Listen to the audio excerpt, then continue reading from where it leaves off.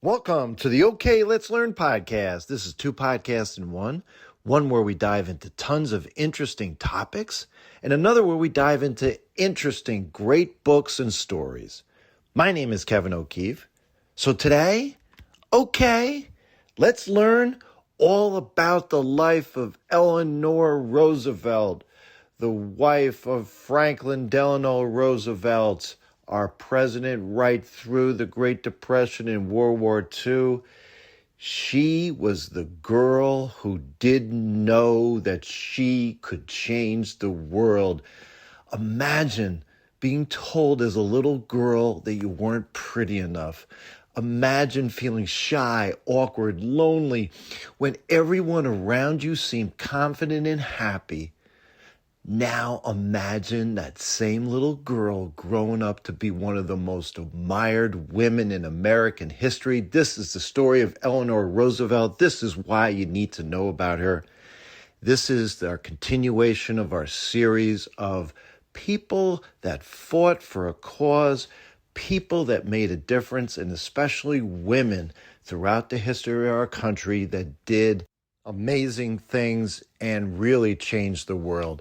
So, Eleanor Roosevelt, she was born October 11th, 1884 in New York City. Her full name was Anna Eleanor Roosevelt. She was born into one of our country's wealthiest and most famous families. But of course, as you know, money doesn't buy happiness. Her childhood was not good. Her mother, Anna Hall Roosevelt, was considered one of the most beautiful women in New York society. She was fashionable, elegant, and she was really admired. But unfortunately, even though Eleanor adored her mother didn't return the favor. She didn't always make Eleanor feel loved. Her mother sometimes called Eleanor Granny because Eleanor looked too serious and mature for her young age. She later remembered feeling that her mother was disappointed that she wasn't as beautiful or as outgoing as she was. Years later, she wrote honestly about how much these comments hurt her. She desperately wanted her mother's approval, but she rarely felt like she was receiving it. Fortunately, there was one person who made her feel special. It was her father. Her father was Elliot Roosevelt, the younger brother of future President Theodore Teddy Roosevelt. Elliot, her father, was charming, adventurous, affectionate. He called Eleanor Little Nell. Eleanor loved her father, but her father struggled with alcoholism and poor health. He did not take care of himself. As Eleanor got a little older, he spent less and less time at home. Why? Because Eleanor's uncle, Eleanor's father's brother, Teddy Roosevelt, basically sent him to France in 1892 to get him better. It unfortunately didn't work. Eleanor suffered, and then tragedy struck. In the same year, Eleanor is now only 8 years old. Her mother became seriously ill with diphtheria. It was a dangerous disease that was common. We didn't have vaccines back then. Sure enough, she probably would have gotten better, but no, she passed away. Eleanor was obviously devastated. And then 2 years later, her father died at only 34. In 2 years, Eleanor had lost both parents. She's only 10 years old. She had two younger brothers, Elliot Jr. and Hal Roosevelt. 3 children now found themselves orphaned. According to family arrangements and the wishes of her mother, Eleanor was sent to live with her grandmother, Mary Livingston Ludlow Hall in New York. Her grandmother did not give her the affection that she had been looking for so long. The household was strict. All the kids had to behave perfectly. She felt years later she would look back on this time and basically so lonely, so frightened. and it was as if she was invisible. Now, she was rich, no question. The Roosevelt and Hall families had substantial wealth, investment in properties, but emotionally, here she is, and she is not feeling rich. She's feeling poor. Now, it's important just to stop here for a second, digress. The money that the Roosevelt family, and in this case with Eleanor on her mother's side, the Hall family, the Roosevelts, which again will include her future husband, Franklin Delano Roosevelt, but these are many cousins removed. In other words, you have to go back to the 1600s when Martenzin van Rosenfeld, he was a Dutch immigrant. He arrived in New Amsterdam before it was New York City.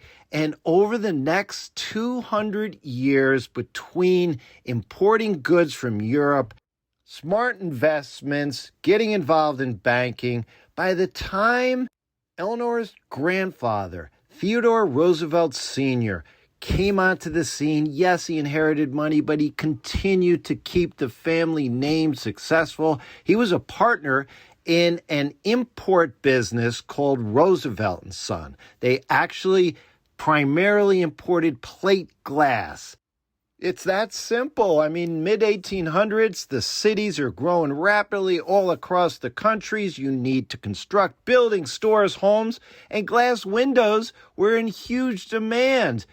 And the sad reality was Eleanor's father, Elliot, primarily, he did not make money on his own. It was mostly inherited wealth. Eleanor's mother's family, the Halls, were also very rich. They made most of their money through shipping and involved with shipping and investments at the time. If you were connected to goods coming in, owning ships, and investing in them, you made a lot of money during this time period, and it was no different for Eleanor's mother's side of the family. So here she is, she's 15, nothing is really happening in her life, and then everything changed for the better. She was sent to a boarding school in England called the Allenswood Academy. This is what you can do when you have lots of money. And the teacher that she had, changed everything for her. Her name was Marie Souvestre. She was an independent woman. She was so far ahead of her time. She encouraged girls to think for themselves. She encouraged them to read, debate, develop confidence. And this is what she did for Eleanor. For the first time in Eleanor's life, she truly felt valued. She could do something. She now had confidence. Her teacher told her that opinions mattered. So this shy little girl who clearly doubted herself now began to emerge as a confident young woman.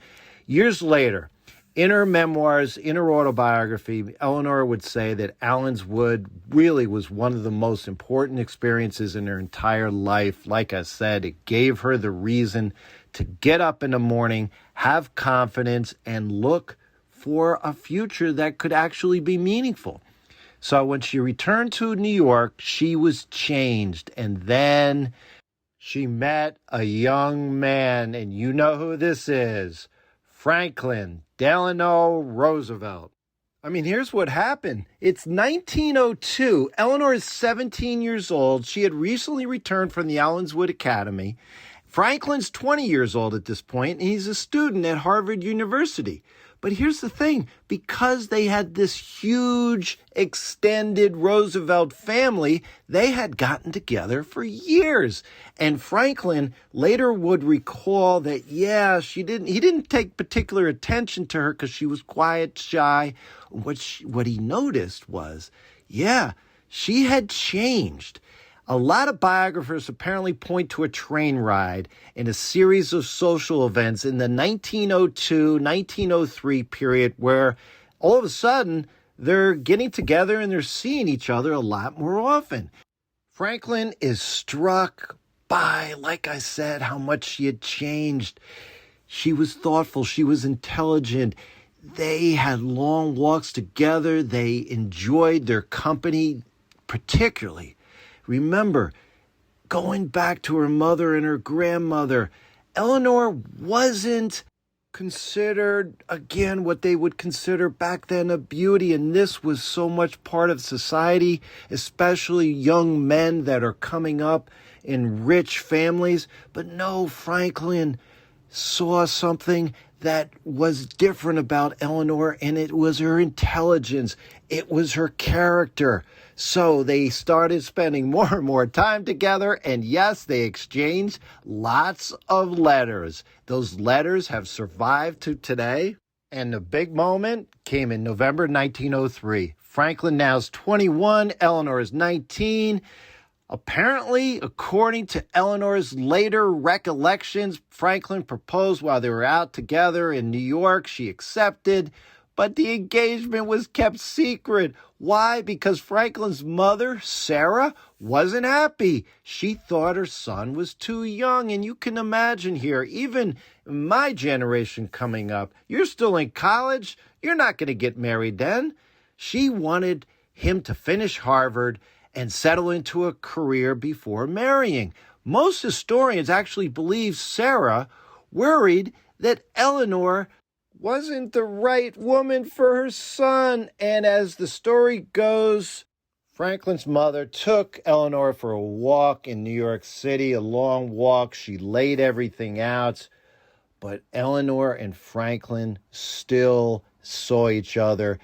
The story goes that Franklin's mother basically had set up a trip for him to go overseas so he could get his mind off of Eleanor after he graduated college.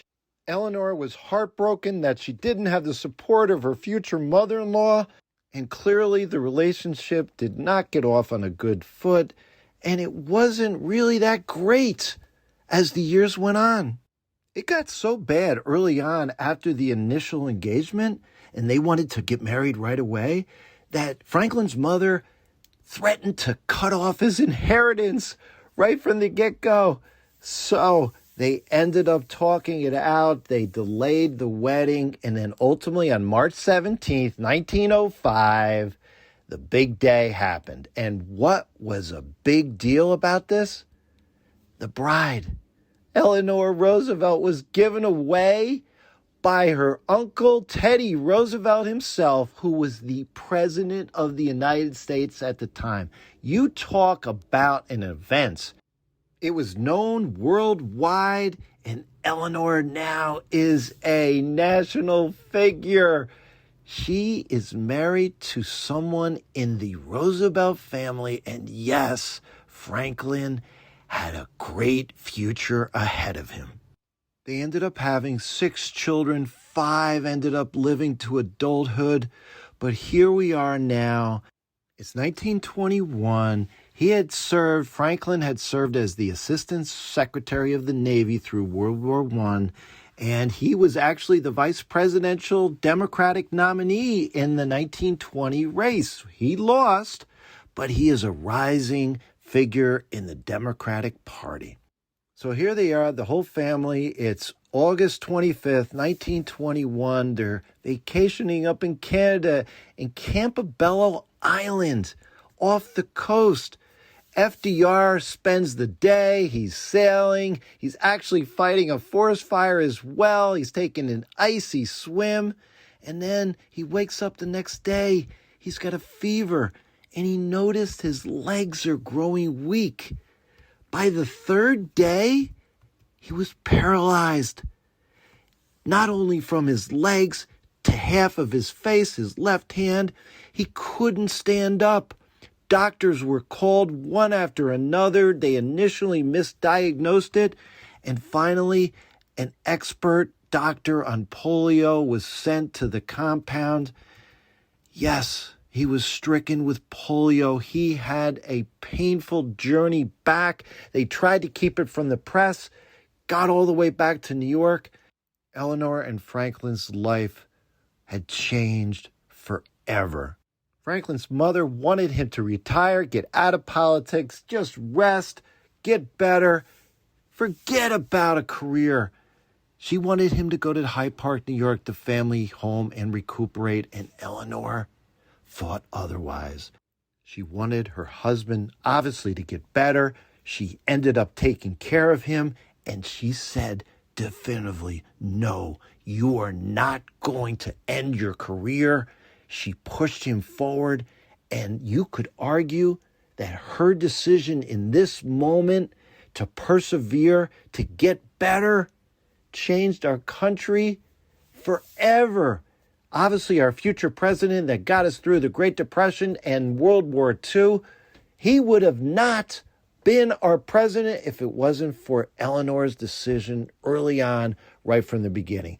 He went down south, Franklin, and recuperated, had a lot of intense physical therapy to help him get better. And yes, he was able to stand up with help, but he was confined to a wheelchair for the rest of his life. Now, what's interesting, during this time, they were very protective, and respectfully so. Very few pictures during this time period show FDR in a wheelchair. He ended up using braces, crutches. He made a point of standing during all of his public appearance whenever it was possible. Most Americans knew he had a disability, but they saw his determination and they looked past his issue with his disability. And it was during this time that Eleanor did the opposite. In fact, yes, she cared for him, but she got out there. She traveled. She met political leaders. She spoke publicly, and she kept Franklin connected to the political world. He ended up in 1928 being elected the governor of New York. But then, of course, came the Great Depression. Millions of Americans lost their jobs, their homes, their savings. It was devastating. They were desperate. Our country was desperate for leadership. And Franklin promised a new deal for the American people. In 1932, he won the presidency, and Eleanor Roosevelt became our first lady. But before that happened, another painful chapter unfolded for Eleanor in her marriage with Franklin. It was 1918, and Eleanor had discovered that Franklin had developed a relationship with another woman. It was actually her secretary. Her name was Lucy Mercer. The discovery was obviously hugely painful, but you know what? Listen, marriages are never perfect. But she refused to break up the marriage. And as she became the first lady, she completely transferred the role of what first ladies did. They had never done what Eleanor started to do. She didn't stay in the background. She did the opposite. She traveled. She was the eyes and ears for Franklin. Franklin trusted her impeccably. Everything that she saw out there with the suffering and the misery of so many families, she brought that back to Franklin. And so many of his policies came from her commitment to look for those less fortunate. And this went back to her early childhood, knowing that people were in pain like she was as a child. So whether it was visiting coal mines, schools, hospitals, military bases, everything in any place that she could go, she was Franklin's eyes and ears. I mean, get this. Throughout my whole entire lifetime, most first ladies didn't do what she did. She held press conferences. She had a newspaper column, obviously gave speeches left and right, but she hosted also a radio program. And one of her most famous newspaper columns was called My Day. What was this about? She shared her observations about the people she met and the issues that she cared about. Readers felt like they were traveling alongside her. And in her radio broadcast, she had this way, this conversational style that just made people feel connected to her. During World War II, she visited troops around the world. She traveled farther than many government officials. And soldiers talked about how her visits really did boost their morale. So now we're at the back end of World War II. So much had happened. We were so successful defeating the Nazis, ultimately on our way to defeat Japan. It's April 12th, 1945. Franklin Delano Roosevelt died suddenly. Eleanor wasn't with him. She had to find out from other people. Obviously, this was huge for not only her, but for our entire country. But believe it or not, in the morning and thereafter, perhaps her most influential chapter of her life now began because our President Harry Truman appointed her to this newly formed United Nations. And listen to this. If she is known for anything, she needs to be known for this. She helped draft really one of the most important documents in the history of our world. It was called the Universal Declaration of Human Rights. It was adopted in 1948, and it said that all people deserve a fundamental right and freedom regardless of what they look like, what their nationality is, what their religion is, or what their background is. Many historians consider this, like I said, her biggest achievement. Truman later called her the First Lady of the World. Throughout her later years, Eleanor continued writing, speaking, teaching, traveling, and really she was one of the most recognized women on the planet. One of Eleanor's famous quotes was, "No one can make you feel inferior without your consent." Think about that for a moment. This little girl who once felt inferior grew into a woman who inspired millions. She passed away in 1962, the year I was born. She was 78 years old. She proved that, you know what, as a child, if you feel invisible one day, you could make a difference. That's why people are still talking about Eleanor Roosevelt today. She championed the little person. She championed what was right and what was wrong throughout the world. This little shy girl who doubted herself became one of the most influential women in history. And she proved that, you know what? Courage isn't the absence of fear.